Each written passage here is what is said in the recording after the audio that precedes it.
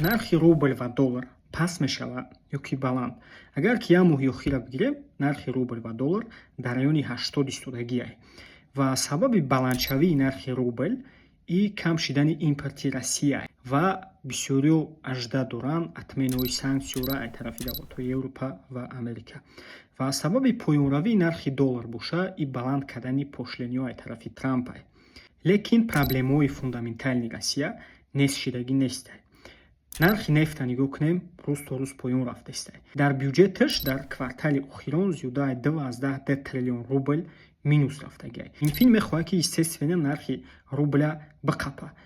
лекин агар ки нигоҳ кунем, дар 2 моҳи охир 110 тонн килоша фурӯхтагии Россия ва дар хазинаш як қисми зиёд юан дорад.